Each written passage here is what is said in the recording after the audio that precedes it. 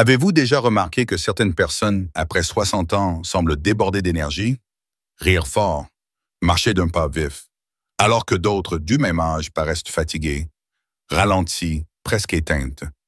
Et si je vous disais que la différence ne vient pas toujours des gènes ou des médicaments, mais parfois simplement de quelques plantes qui poussent dans nos jardins? Ce constat, je l'ai fait il y a 20 ans. Le jour où ma tante Marie, alors âgée de 68 ans, a failli renoncer à ses promenades matinales parce qu'elle se sentait constamment épuisée. Son visage avait perdu son éclat, son sommeil était léger et haché, et ses gestes manquaient de vigueur. Comme médecin, cela me brisait le cœur. Mais comme neveu, je voulais trouver pour elle une solution simple, naturelle et joyeuse. Au lieu de lui prescrire immédiatement un complément industriel, j'ai décidé de lui préparer un plan basé sur les plantes médicinales que j'avais étudiées pendant des décennies. 3 mois plus tard, elle m'a regardé en souriant et m'a dit « Pierre, j'ai l'impression d'avoir rajeuni de 10 ans. » Elle avait repris ses marches dans le petit parc près de chez elle. Elle cuisinait à nouveau pour ses amis et ses yeux pétillaient de malice. Voulez-vous connaître ce que j'ai proposé à ma tante? Voulez-vous découvrir comment quelques gestes simples peuvent transformer votre énergie après 60 ans? Je suis le docteur Pierre Dubois, gériatre depuis 30 ans, passionné par l'art de vieillir en restant fort, alerte et heureux. Aujourd'hui, je vais vous partager mon guide facile pour raviver votre énergie grâce aux plantes médicinales. Vous repartirez avec des idées concrètes, un petit programme d'1 semaine et surtout la motivation pour les mettre en pratique dès demain. Avant de commencer, dites-moi, avez-vous déjà essayé des tisanes ou des préparations à base de plantes? Lesquelles ont-elles eu un effet sur vous? J'aimerais lire vos réponses et vos histoires.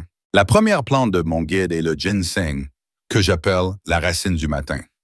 Le ginseng est connu pour stimuler l'endurance physique, améliorer la concentration et équilibrer l'humeur. Ma tante Marie a commencé par boire une infusion de ginseng 3 fois par semaine, le matin, à jeun. Cela l'a aidé à se sentir plus alerte dès le lever et à mieux gérer ses activités quotidiennes. Une question pour vous, avez-vous parfois cette sensation de brouillard mental au réveil? Imaginez remplacer votre café par une tasse chaude et douce de ginseng. Voici une recette simple, faites infuser une tranche de racine de ginseng dans 250 ml d'eau chaude pendant 5 à 7 minutes. Ajoutez une cuillère de miel si vous le souhaitez et buvez lentement en respirant profondément. La deuxième plante, c'est la menthe poivrée. Elle est idéale pour stimuler la digestion et donner un coup de fraîcheur à l'esprit. Marie, elle avait souvent cette sensation de lourdeur après le déjeuner, qui l'incitait à faire la sieste et coupait de son élan pour le reste de la journée. En prenant une tisane de menthe poivrée après ses repas principaux, elle a réduit ses ballonnements, amélioré son confort digestif et retrouvé un regain d'énergie en début d'après-midi. Question pour vous, avez-vous déjà ressenti cette fatigue écrasante après un repas? Si oui, pensez-vous qu'elle est liée à votre digestion? Essayez ce que si faites infuser 10 feuilles fraîches de menthe poivrée ou une cuillère de feuilles de sèche dans 200 ml d'eau chaude pendant 5 minutes. Buvez tiède et observez la différence. La troisième plante, c'est le romarin, que j'appelle le parfum du souvenir. Le romarin est reconnu pour améliorer la circulation sanguine et stimuler la mémoire. Ma tante adorait le parfum du romarin dans ses plats, mais ne savait pas qu'il pouvait aussi l'aider à rester mentalement vive. Nous avons commencé à ajouter une branche de romarin frais dans ses plats mijotés, ses sauces, ou même dans de l'eau chaude pour en faire une boisson parfumée. Résultat, elle se souvenait plus facilement des noms, des rendez-vous, et avait l'impression de réfléchir plus rapidement. Question pour vous, avez-vous remarqué des changements dans votre mémoire ces dernières années? Seriez-vous prêt à intégrer une herbe aromatique dans vos repas quotidiens? Mon conseil, ajoutez une branche de romarin dans votre eau de cuisson des légumes ou du riz, ou préparez une infusion simple avec 2 branches fraîches dans 300 ml d'eau chaude. Pour vous aider à passer à l'action, je vous propose un mini-programme Énergie 7 jours, inspiré de ce que j'ai fait avec ma tante Marie Lundy. Commencez votre matinée avec une infusion de ginseng. Après le déjeuner, une tisane de menthe poivrée. Mardi, conservez le ginseng le matin et remplacez la menthe par une infusion de romarin l'après-midi. Mercredi, combinez ginseng le matin et romarin en cuisine pour le dîner. Jeudi, Revenez au duo ginseng et menthe poivrée. Vendredi, faites un mélange menthe et romarin en infusion après le déjeuner. Samedi, utilisez le romarin frais dans votre repas principal et le ginseng le matin. Dimanche, choisissez la plante que vous avez préférée dans la semaine et dégustez-la 2 fois dans la journée. Ce programme est simple, adaptable et ne demande que quelques minutes de préparation par jour. Dites-moi parmi ces 3 plantes, laquelle vous attire le plus et laquelle pensez-vous tester dès demain? La 4e plante de mon guide est la mélisse, que j'appelle la douceur du soir. La mélisse a un parfum léger de citron et un effet apaisant sur le système nerveux. Elle aide à réduire le stress, favorise un sommeil réparateur et calme les tensions musculaires. Ma tante Marie avait souvent du mal à s'endormir, son esprit encombré de pensées. J'ai remplacé son dessert sucré du soir par une tasse d'infusion de mélisse, légèrement sucrée avec une cuillère de miel.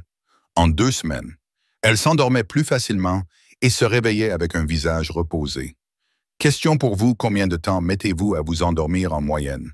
Avez-vous déjà essayé une plante apaisante avant de dormir? Mon conseil, faites infuser 3 à 4 feuilles fraîches ou une cuillère de feuilles sèches de mélisse dans 200-150 ml d'eau chaude pendant 5 minutes. Buvez 1 heure avant de vous coucher. La 5e plante, c'est l'ortie, que j'appelle la force cachée. L'ortie est souvent sous-estimée, mais elle est riche en fer invitamin, en magnésium et en vitamines. Elle aide à combattre la fatigue, renforce les os et soutient le système immunitaire. Marie, qui se plaignait parfois de douleurs articulaires, a commencé à boire une tisane d'ortie 3 fois par semaine. Elle m'a dit que ses douleurs étaient moins intenses et qu'elle se sentait plus stable sur ses jambes. Question pour vous, ressentez-vous parfois des douleurs articulaires ou une faiblesse musculaire? Savez-vous que l'ortie peut être votre allié naturel? Recette simple, faites bouillir 300 ml d'eau, ajoutez une cuillère de feuilles sèches d'ortie, laissez infuser 7 minutes, filtrez et buvez tiède. Ces 5 plantes, ginseng, menthe poivrée, romarin, mélisse et ortie, forment un cercle complet pour raviver l'énergie après 60 ans. Le ginseng stimule, la menthe rafraîchit, le romarin réveille la mémoire, la mélisse apaise et l'ortie renforce. En les combinant intelligemment, on couvre presque tous les aspects du bien-être, énergie physique, clarté mentale, digestion, détente et force musculaire. Je vous propose maintenant un plan hebdomadaire optimisé, que j'appelle le cycle énergie naturelle. Jour 1 matin, ginseng, après-midi menthe, soir mélisse. Jour 2, matin ginseng, midi romarin en cuisine, soir mélisse. Jour 3 matin ortie, après-midi menthe, soir mélisse. Jour 4 matin ginseng, après-midi romarin, soir ortie. Jour 5 matin ortie, après-midi menthe et romarin en infusion, soir mélisse. Jour 6 matin ginseng, après-midi ortie, soir mélisse. Jour 7 libre. Choisissez les 3 plantes que vous avez le plus appréciées. Ce cycle permet d'éviter l'habitude, de varier les saveurs et de profiter des effets cumulés. Question pour vous, préférez-vous boire vos plantes le matin, l'après-midi ou le soir? Ou aimez-vous les répartir sur la journée? Mon expérience m'a montré que les personnes qui s'engagent même partiellement dans ce type de programme ressentent un changement après seulement 10 jours, plus d'entrain le matin, moins de coups de barre après le déjeuner, un sommeil plus profond et surtout, cette sensation agréable de reprendre le contrôle de son corps. Mais je sais que certains d'entre vous peuvent se demander, est-ce que sûr de combiner ces plantes avec des traitements médicaux? La réponse courte dans la plupart des cas, oui.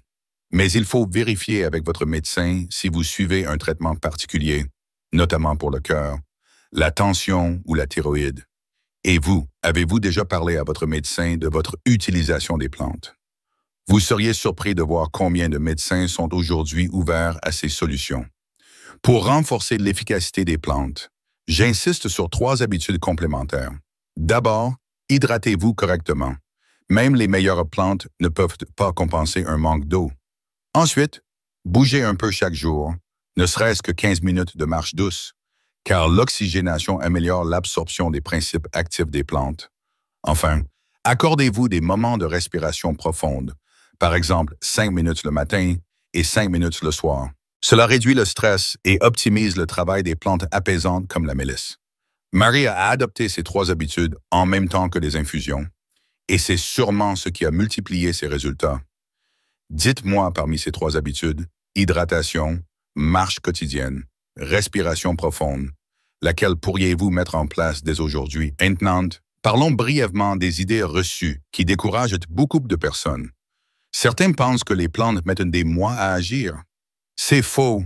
Bien sûr, elles ne sont pas des stimulants artificiels qui donnent un effet immédiat et qui retombent ensuite.